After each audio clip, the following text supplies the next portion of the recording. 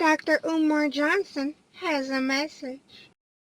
So if I'm white, a country based on white privilege. So if I'm white in a country based on white privilege, what is my claim to fame? Don't have a decent education, don't have a good job. For people in this country, only claim to fame is the fact that I can say I exercise privilege vis-a-vis black. The poor white man still exercises a privilege black man does not. President that is elected is given a domestic and an international mandate. There's something they need you to do domestic. There's something they need you to do international. National mandate was to reopen Africa's resources. And as you know, Africa's the richest of the earth. No country can survive without cell phone, laptop, television, airplane. It requires a substance, a material called Congo is the #1 producer of coltan. No Congo, no cell phone. National mandate. Get back from Africa the gold, the oil, the coltan. Domestic mandate. The domestic mandate. The Constitution, like, did they remix it for black people? It doesn't apply to you. 1865, you get the 13th Amendment. You're free. 1867, you get the 14th Equal protection under the law. 14th Amendment isn't ratified till 1868. Because you need 2/3 of the states to ratify an amendment. We're not giving black folks equal protection under the law. What were you between 65, emancipation, 68, ratification of the 14th Amendment? You were simply a resident, not a citizen. People in America today are still residents, not citizens. We confuse the words liberty with free and freedom are not the same. White people have freedom. Black people have freedom is the ability to make decisions without external control. Liberty is the ability to make decisions, and external control gave you the privilege. See the difference? One of them, you got people doing what they want to do. You can do what you want to do within these constraints. Because we still own Abraham Lincoln emancipated. Emancipation simply means to let go from bondage. It also means a transference of ownership from the individual to the state. That's your shirt, by the way. My college to modernize the schools in predominantly African American rate of black children. I don't care how many dancing in the White House, singing in the White House, and cooning in the White House. What have you done of substance? Systematically improve the quality of life for black folk. Have you ever seen a good president in your lifetime? America is based off racism. It was founded on racism. Birth of a Nation came out, the first major motion story about how letting black folks honestly destroy the social context of America. The president had a private viewing of Birth of a Nation. Did Nate Parker and Nat Turner movie? No. He named his Nat Turner movie the original Birth of a Nation. Only people in this country who are not of white skin, who cannot be deported in America, is what do we do with 40 million folks who we do not want and cannot deport? Because you cannot be sent back to Africa. Psychologically disconnection to your mother continent. For example, Chinese can be sent back to China. Latinos can be sent back to Cuba, Puerto Rico, or points beyond. An East Indian can be sent back to India. An Arab can be sent back to whatever Arabian nation from which they you send African Americans back to. Lost in Africa. What do you do with these do not want and cannot create a system of genocide that seeks to remove them? It costs less to send them to school. So why are you spending this money on sending them to school? Because this ain't about this is about an America that is free from black people. More black babies are murdered in the stomach than they are on the street corner. And why? In poverty with already a couple hard it is to make and bring another life in this world so they can only be murdered by the police or just struggling in the hood. Do you think slavery ends in 1865? There are no national incarceration systems. Most states didn't even have a fully functioning prison system. 1865. That's when they gave you the first statewide prison systems. Why? 4 million black folks out of slavery. They don't have jobs. We're not going to give them any, so that means they got to do what to eat. Rob and steal. So we're going to create vagrancy laws. Stealing anything, guess what? That's a felony. You're going to be on the chain gang for 10 years for stealing a lollipop. This is petty offenses, major felonies. So the reason we're struggling so much as a people, we're not getting systematic access to wealth. An example.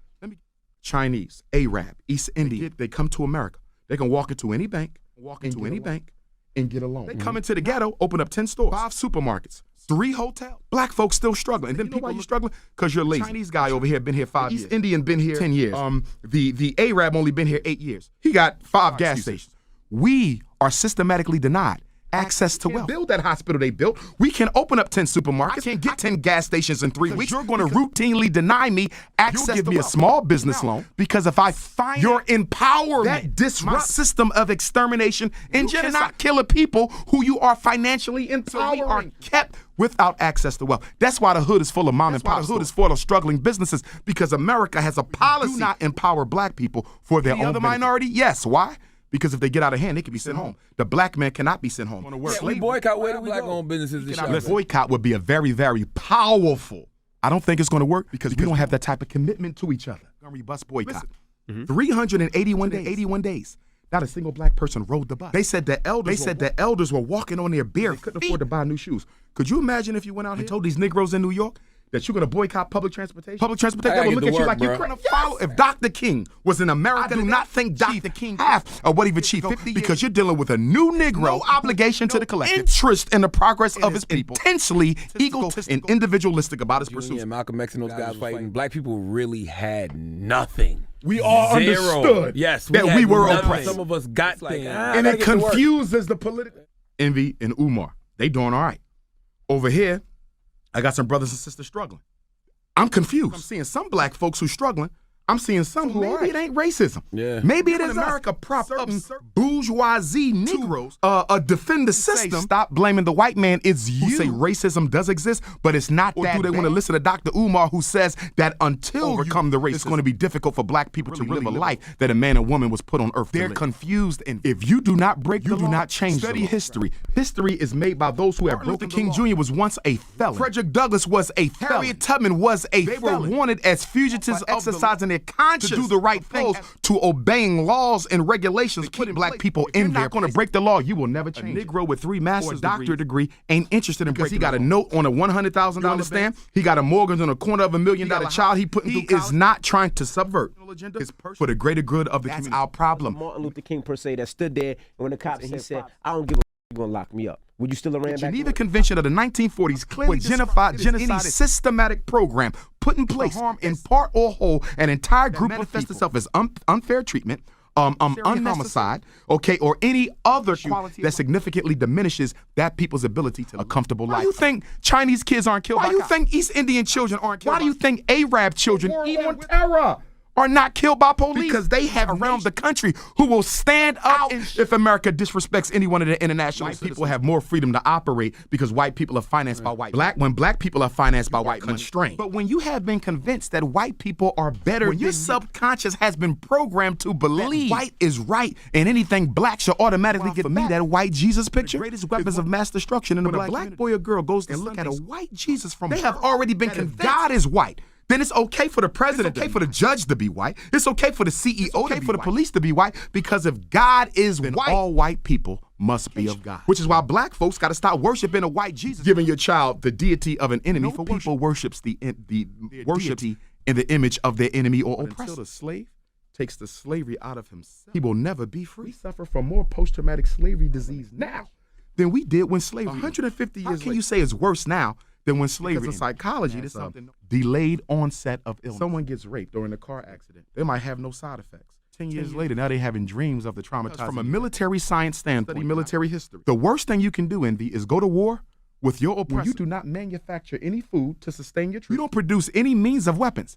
If we go out here and go into a war, where are you going to get your guns from? Get your bullets from? How are you going to feed your family? All they have to do is cut off your supply. Because you cannot be the slave and the slave. You cannot be the oppressor and the oppressor. You cannot be the victim and the victim. Be the rape and the rapist at the same time. How can you be African American? How can you be the God and the devil in the same time? We are the only people in America whose humanity was codified by the only people in world history who are not even considered people. We had to fight to prove we were human beings. Before we could fight for freedom. A fight for freedom, fight for equality, a fight for survival. You're the only people who was not allowed to learn by law, people who were dehumanized by law. And you are the only people who the world benefited from. It did nothing, absolutely nothing about it. The world benefited from you. Yes, we know white America owes us. You'll never get from the outside until you do from the inside. As we complain and beg for money, we gross $1 trillion a year. So why we ain't got our own schools? We ain't got our own hospitals? Where are our banks? Where are our supermarkets? Where lack of access to wealth. But the other thing, alumni of Harvard in giving so much money back to the institution, that it's wealth, rival the wealth of the United States government. The average brother and sister in the ghetto struggling today, turn they back on the black community if they became rich tomorrow. We do not identify with the community. We identify with ourselves. But I think a lot of people are scared of them. Like a lot of people go back to where they came from, mess with the people who they came from because they feel like they're going to get got. They're going to get robbed in a situation that they don't want to be in. How you will be treated back home, jealousy, animosity. In the NFL, black superstars are drafted into the league. Not just a seminar about not having a bunch of all your money. They ought to be careful about going back for fear of being robbed, but for fear of appearing too black can be very bad. But what do we learn from O.J. Simpson and Bill Cosby? We learn that no matter how much you identify black man or woman, their mind that they're going to get you, they're going to. There's nothing you can do to stop it. Bill made a career out of defending racism, out of telling black people to stop. Picking black women are more likely to be raped than women of any other culture. 40 years later, and suddenly you decide that now I'm going to bring this to man. If you rape a white woman, they would have loved it. At the end of the day, None of us progress unless we all progress, which has got to be done by us. Self-determination. Without black banks, you're not going to be able to find black infrastructure community. We have to build new black Wall Streets.